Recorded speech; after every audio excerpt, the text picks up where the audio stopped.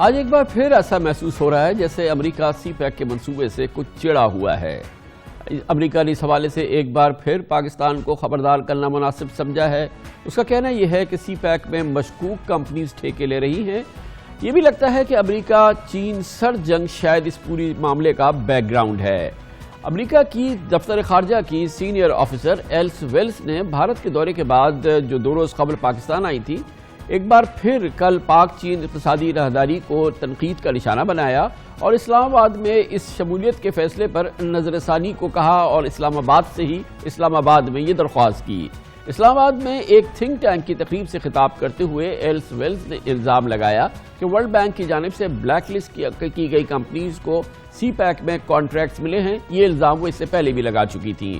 سی pack منصوبوں میں شفافیت نہیں ہے ان کے بقول، اور پاکستان کا قرض چینی فائنینسنگ کی وجہ سے پاکستان کا غیر ملکی قرضہ بڑھ رہا ہے۔ قرضوں کے مسئلے پہ ایلس ویلس کا کہنا تھا کہ منصوبوں کے لیے چین سے فائنینسنگ حاصل کر کے پاکستان نے مہنگے قرضے حاصل کیے ہیں اور اسے معلوم ہونا چاہیے کہ وہ کیا کر رہا ہے۔ بڑا لب و لہجہ سخت تھا ایلس ویلس کا۔ ان کے خیال میں اس سے پاکستان کی پہلے سے کمزور معیشت پر بوجھ بڑھے گا۔ امریکی نائب معاون خصوصی کا ریلوے ML1 منصوبے کی لاگت میں اضافے سے متعلق کہنا تھا کہ حکومت اس پر شفافیت اختیار کرے۔ ایلس ویلس نے غیر ذمہ دارانہ اس بیان پر اب چینی سفارت خانے نے اسے غیر ذمہ دارانہ بیان قرار دیا، اور اب سے تھوڑی دیر قبل ایک تفصیلی جواب میں چینی سفارت خانے نے کہا کہ اسٹیٹ بینک کے اعداد و شمار کے مطابق پاکستان کا قرضہ $110 ارب ہے۔ پیرس کلب اور IMF پاکستان کو سب سے بڑے قرضہ دینے والے ادارے ہیں۔ سی پیک کے لیے قرض $5 ارب 80 کروڑ ہے، جو پاکستان کے کل قرضوں کا صرف 5.3% ہے۔ چین کی ایمبیسی نے بہت ہی مدلل جواب میں یہ بھی کہا کہ سی پیک کا یہ قرض 20 سے 25 سال میں واپس ہونا ہے، جس کی شرح سود تقریباً 2% ہے۔ سی پیک قرض واپسی کا آغاز 2021 سے ہونا ہے۔ سالانہ واپسی $300 ملین کی ہوگی محض۔ چینی سفارت خانے کے ترجمان نے واضح کیا کہ سی پیک کا قرض پاکستان کے لیے کسی طرح کا بوجھ نہیں ہے۔ چینی سفارت خانے کے ترجمان نے اپنے بیان میں یہ بھی کہا کہ امریکہ نے دنیا بھر پر پابندی کی چھڑی اٹھا رکھی ہے۔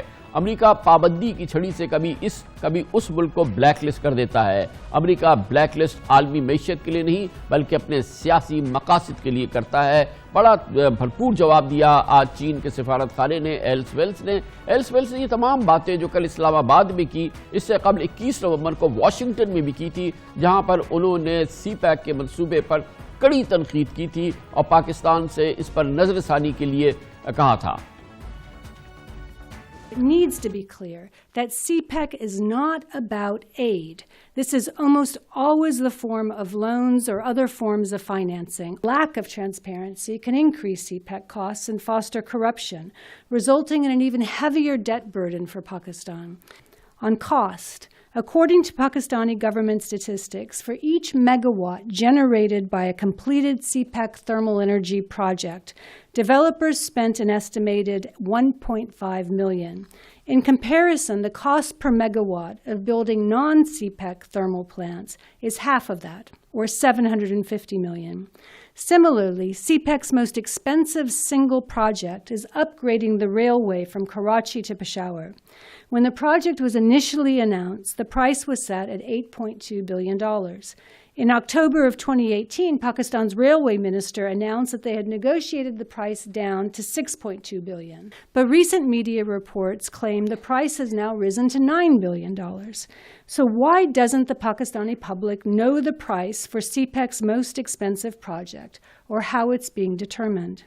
CPEC relies primarily on Chinese workers and supplies. And for these projects, Chinese companies are importing materials and equipment from China rather than giving that business to Pakistani companies, which would actually create jobs for locals.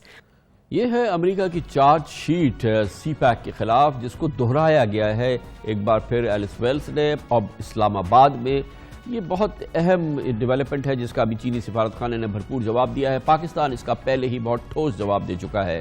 اس پورے موضوع پہ بات کرتے ہیں اور اس کے لیے ہم نے دعوت دی ہے۔ آج کل مشیر خزانہ ہیں حکومت پنجاب کے، لیکن پاکستان کے بہت ہی نامور ماہر معیشت ہیں، سابق وزیر خزانہ بھی رہ چکے ہیں، ڈاکٹر سلمان شاہ ہمارے ساتھ موجود ہیں۔ ڈاکٹر صاحب، آپ کیسے دیکھتے ہیں ایک بار پھر امریکہ نے یہ چین پر اتنی کڑی تنقید کی ہے، اسی انداز سے کی ہے، پہلے واشنگٹن میں کی تھی، یہ بہت امپورٹنٹ ساؤتھ ایشیا کے لیے اسٹیٹ ڈپارٹمنٹ کی اور امریکی حکومت کی ترجمان ہے، اور پھر انہوں نے یہ بات کی ہے، کیا وجہ ہے اس کی؟ کامران صاحب، آبویسلی امریکہ اس کو شاید ایز این اکنامک کوریڈور نہیں دیکھ رہا، وہ اس کو ایک کوئی فوجی کوریڈور کے طور پہ دیکھ رہا ہے، اور اس کو وہ لنک کر رہا ہے کہ چائنا کی ملٹری مائٹ جو ہے وہ اس کو استعمال کرے گی. تو آئی تھنک یہ ہمارے لیے بڑا امپورٹنٹ ہے کہ پوری دنیا کو ہم بتائیں کہ یہ ایک اکنامک کوریڈور ہے، اس کے جو بینیفٹس ہیں یہ پورے پاکستان کو ہیں اور پوری دنیا کو ہیں، اور اس میں امریکہ بھی اس سے بینیفٹ کر سکتا ہے، یورپ بھی کر سکتا ہے، دوسرے ممالک بھی کر سکتے ہیں، اور یہ ایک انٹرنیشنل کوریڈور ہے. دوسری بات یہ ہے کہ ہمیں یہ بھی نہیں بھولنا چاہیے کہ سی پیک کے ساتھ ایک دوسری ایگریمنٹ ہماری جو ہے وہ فری ٹریڈ ایگریمنٹ کی ہے چائنا کے ساتھ، اور اس کی ہم نے فیز 2 فری ٹریڈ ایگریمنٹ کا اب کر دیا، جس میں پاکستان میں بنی ہوئی مصنوعات جو ہیں وہ پرائرٹی بیسس پہ تو 313 ایسی مصنوعات ہیں جس میں پاکستان اس وقت ایکسپورٹ کرتا ہے، وہ زیرو ریٹڈ ہوں گی، اور اس کے ساتھ ساتھ باقی مصنوعات جو ہیں وہ بھی اگلے 10 سال میں ساری زیرو ریٹڈ ہوں گی. سو چین کی اکانومی جو ہے اس وقت دنیا میں تقریباً سب سے بڑی اکانومی ہے، اور امریکہ بھی اس سے بہت ٹریڈ کرتا ہے، اور ابھی آپ نے دیکھا کہ چائنا اور امریکہ لیکن ڈاکٹر صاحب وہ اس کی اسٹریٹجک بات اسی طرح ہمارا جو ہے وہ براہ راست جس بات پہ وہ الزام یہ لگا رہی ہے کہ چین کو آپ جو کنسیشن دے رہے ہیں وہ آپ ایسی کمپنیز کو دے رہے ہیں جو کہ ورلڈ بینک بلیک لسٹ کر چکی ہے. وہ کہتے ہیں کہ آپ جو سودا کر رہے ہیں، یعنی کہ جو آپ کے پاور پلانٹس بنیں گے وہ مہنگی بجلی بنائیں گے، جو آپ کی نارمل بجلی، وہ بڑی اسپیسیفک چیزیں کہہ رہی ہیں کہ یہ آپ کے لیے بہت نقصان کا سودا. یہ وہ نہیں کہہ رہی کہ وہ کیوں پاکستان کو یہ بتا رہی ہیں، لیکن بہرحال وہ ایک ایک چیز کو لے کے کہتی ہیں کہ یہ غیر شفافیت پہ مبنی ہے. جی وہ آئی تھنک اس میں اگر ہم نے، کیونکہ اب سی پیک اتھارٹی اب بنا لی ہے، اور سی پیک اتھارٹی میں یہ شفافیت آنی چاہیے، اور بڑی اچھی بات ہے اگر زیادہ شفافیت ہوگی، اور سی پیک اتھارٹی کے تحت ہمیں ہر چیز کا موازنہ بھی کرنا چاہیے. اگر کوئی چیز مہنگی ہے تو اس کو کمپیٹیٹو بیسس پہ ہونا چاہیے، اور بجلی جو اگر مہنگی ہے تو اس کو سستا ہونا چاہیے. یہ چیزیں جو ہیں یہ امپلیمنٹیشن میں جو بھی رکاوٹیں ہیں وہ ایک اکنامک پروفیشنل گویا ڈاکٹر صاحب آپ یہ کہہ رہے ہیں کہ اس میں مذائقہ نہیں ہے. پاکستان کو ڈبلی شیور ہونا چاہیے کہ ان الزامات میں کتنا وزن ہے، کہ یہ ہمارے لیے ایک بہت ہی ون ون سچویشن ہے. اور مثال کے طور پہ جیسے وہ کہتے ہیں کہ اس منصوبے کے تحت بجلی ہمیں مہنگی پڑے گی، ہم جو ML1 کرنے جا رہے ہیں، بہت بڑی جو ریلوے ٹریک کرنے جا رہے ہیں، یہ ہمیں مہنگا پڑ رہا ہے، اس میں سیویئر کاسٹ اوور رن ہے، یہ جو ہم بورنگ کر رہے ہیں یہ ہمارے بیسٹ انٹرسٹ میں نہیں ہے. تو ہم اس کا اپنا ایک ڈیو ڈیلیجنس تو کر سکتے ہیں نا، ایک بڑا امپارشل اور تھورو ڈیو ڈیلیجنس تو کر سکتے ہیں.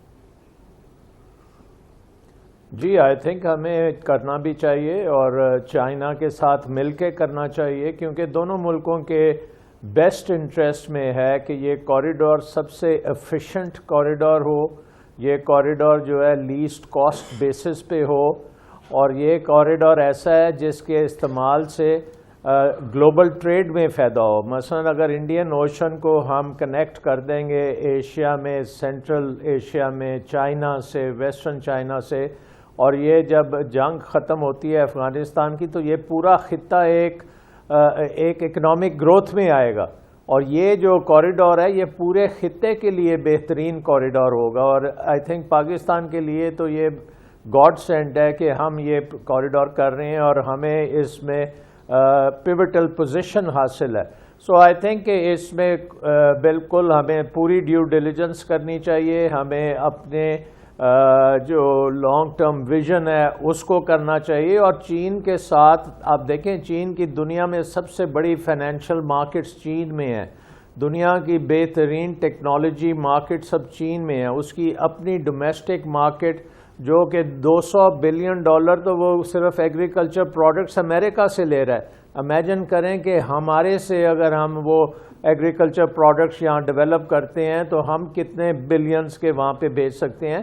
سو الٹیمیٹلی اس کی جو کاسٹ ہے سی پیک کی یہ پے ہوگی by Pakistani exports into China. بہت بہت شکریہ ڈاکٹر سلمان شاہ ہمارے ساتھ موجود تھے.